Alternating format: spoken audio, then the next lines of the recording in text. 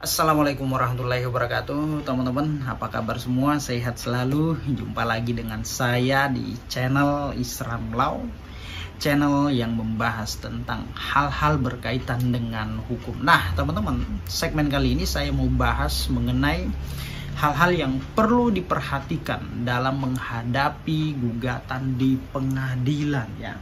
Nah, jadi ada beberapa hal yang perlu diperhatikan dalam menghadapi gugatan teman-teman, Bapak Ibu semua ya. Nah, ini yang sering terjadi ya. Kenapa kemudian pihak-pihak ya ini sering kalah di pengadilan ya, karena ya dia merasa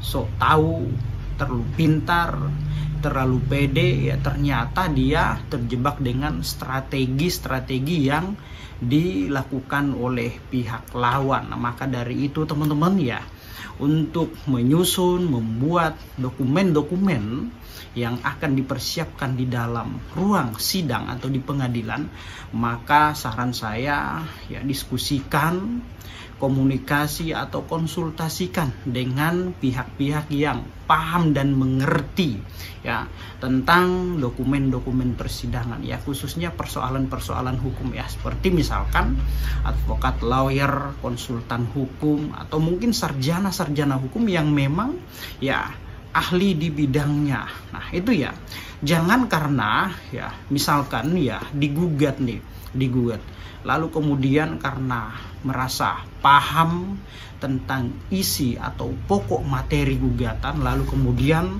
dengan pedenya maju sendiri untuk bersidang. Ini mah gampang ya, semua bisa saya bantah. Nah, jadi jangan asal bantah membantah, tentu harus kita perhatikan ya materi-materi atau dokumen-dokumen persidangan ya, misalkan mengenai jawaban yang akan kita buat ya,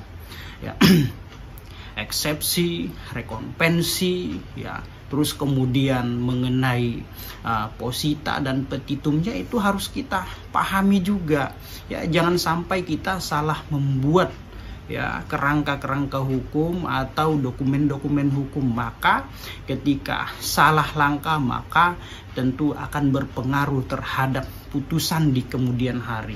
Percaya dan yakin dengan omongan saya ya, ketika kita salah mengambil langkah, membuat strategi, menyusun jawaban, dokumen-dokumen yang akan diajukan di dalam ruang pengadilan, maka tentu akan berpengaruh terhadap putusan nantinya.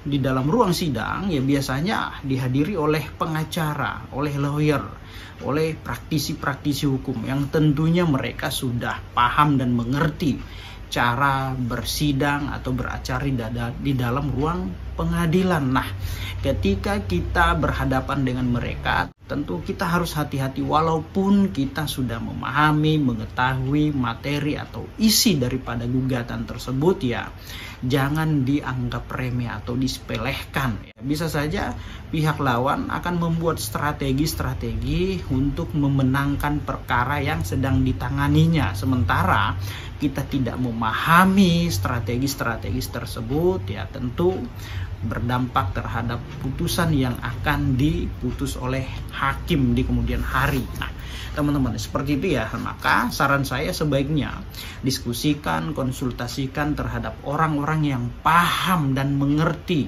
hukum ya, misalkan pengacara, advokat, konsultan hukum, terus kemudian sarjana-sarjana hukum yang memang ya paham dan mengerti dan sudah berpengalaman. Nah kira-kira seperti itu Bapak Ibu ya. Maka dalam menyusun suatu produk-produk hukum ya, dokumen-dokumen hukum ya, maka ya sebaiknya melibatkan pihak-pihak yang memang paham dan mengerti. Jangan sok tahu, jangan asal maju, nah terus kemudian mengandalkan keberanian. Nah itu keberanian saja tidak cukup, maka harus dilandasi dengan pengetahuan, strategi, dan keberanian. Jangan asal masuk di dalam ruang sidang karena merasa sudah paham dan mengerti tentang isi gugatan.